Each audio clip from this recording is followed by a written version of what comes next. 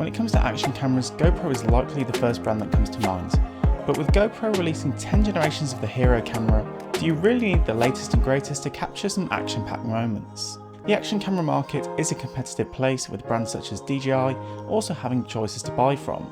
But if you're looking to stick with the GoPro brand, how does an older camera hold up? In this review, we're going to be looking at the GoPro Hero 8 to see what it offers and if it can still firmly hold its place despite being a few years old. I ended up purchasing the Hero 8 as it was the latest GoPro at the time and there was a nice promotion available for it. However, even though it is now a few years old, I still highly recommend the Hero 8 for anyone looking for an action camera, as you can easily get a good deal on one and they still manage to pack a punch thanks to a few notable features. The two main features that I was looking for with the Hero 8 was the hyper-smooth image stabilization as well as 60fps 4K capture that the camera was capable of. For me, HyperSmooth 2.0 was the main winner for me, as spoiler alert, it really is effective, although we'll speak about that a little more later. Let's take a look at the design of the GoPro Hero 8, which follows a consistent design first seen in the Hero 6, but does follow some design characteristics and language that have been present since the first GoPro. The first striking thing about the GoPro is that it is not only compact, but how dense it is as well. It isn't laboriously heavy by any means, but you can tell that this is packed full of tech in a rugged shell that can take a hit. Not only that, but it is happy to get dirty as well. From my use whilst mountain biking, my GoPro has been covered and submerged in mud and continues to work just fine. And thanks to the camera's waterproof rating, it can be submerged up to 33 feet, the mud is easy to wash off. The front of the GoPro features an information display to show your recording modes, storage and battery to allow you to monitor your recording when you're not able to see the touchscreen display. There's also a recording light on the front as well as a microphone and protruding lens. Unfortunately, unlike the Hero 7 and Hero 9, this lens cover is not swappable if damaged, so I've put screen protectors on the screens and lens of my GoPro. The top and bottom are simple. There's a big capture button on the top to start and stop recordings or take photos, and the bottom has integrated folding fingers to attach to the GoPro's various accessories and mounting solutions. It's neat to have these built into the GoPro, as it means you no longer need to have a plastic outer shell to carry around, and these fingers are replaceable should they be damaged, and you can do this yourself by ordering the parts from GoPro's website. Nice. The sides feature a power button on the left side and a weather sealed door which covers the battery, microSD card and USB-C port on the right. I'd recommend taking out the battery when putting in the microSD, as I've sometimes slid it down the side of the battery and missed the slot completely. Everything under the door is fairly tightly packed in. Aside from what you get, the GoPro also has expandability with mods which allow you to tailor the GoPro for things such as streaming and broadcasting by adding integrated lighting, or vlogging by adding a better quality microphone, cold shoe and HDMI port for example. The software experience is fairly intuitive, mainly revolving around a gesture-based interface which makes use of swiping and scrolling. Although you can still use physical buttons to switch between modes and start recording, which can be handy when you're wearing gloves. You're able to set a variety of different presets for different situations, as well as dig into the recording settings to change image profiles and bitrate settings.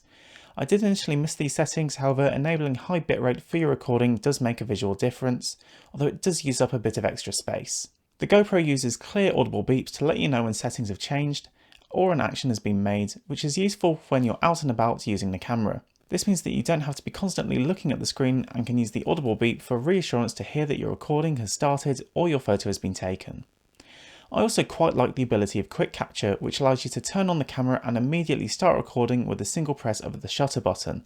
This is great when I'm out on my bike, as I can use the GoPro to record clips rather than the whole ride, allowing me to save storage and battery life. And with a single charge usually lasting around 40 to 50 minutes of continuous use, this is certainly handy. Outside of the GoPro itself, it also has good integration with the mobile app, which connects to the GoPro via Wi-Fi and Bluetooth, giving you remote viewfinder functionality, as well as the option to start recording if your camera is mounted in a precarious location. The mobile app is also used to update the firmware. GoPro has also added the ability to use the device as a webcam for Windows and Mac computers, which is very handy if your built-in webcam isn't great. I've really been impressed and pleased with the image quality that I've been able to get out of the GoPro Hero 8. Out of the box, the overall colour of the footage was a little oversaturated for my liking, so I have dialed that back a little. However, you may prefer that look, so it's well worth having a mess around in the settings to make it work for you. I usually find myself recording at 2.7K 60fps, as this provides optimal sharpness for my casual usage and keeps video files relatively small and easy to work with, in comparison to 4K. This gives me a nice sharp image that I can confidently pause at any time to see a clear and sharp frame of my activities.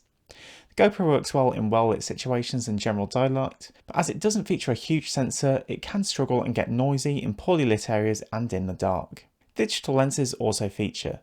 This is technically a software feature, but I thought it would fit nicely into this section of the review.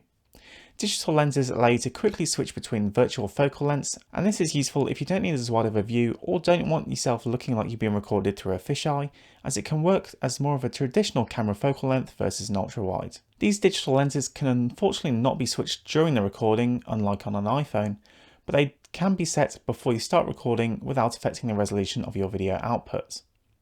I've also got to mention Hypersmooth 2.0, which does a phenomenal job at image stabilisation, which leaves me with usable footage even on really bumpy and shaky gravel. It may seem like a bit of a marketing gimmick, but honestly it really works. Some of the terrain that I'm going on over my bike is incredibly bumpy and not smooth at all, and Hypersmooth 2.0 does a great job of making it look like my GoPro is on a gimbal stabiliser. Let me know if you'd like to see a comparison between GoPro's Hypersmooth 2.0 and my Zhiyun Crane 2 gimbal for DSLRs.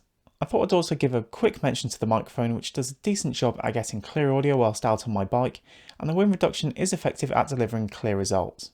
So to conclude, I think the GoPro Hero 8 is a great choice of action camera for those who want to have a capable camera that delivers high resolution and smooth video. I think it's perfect for enthusiasts. Of course, if you want the bleeding edge or plan to use a GoPro commercially, the latest model is always available. However, when it comes to value for money, the Hero 8 offers a very compelling package.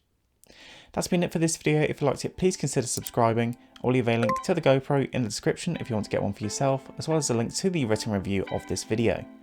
Thanks for watching, and I'll see you in the next one.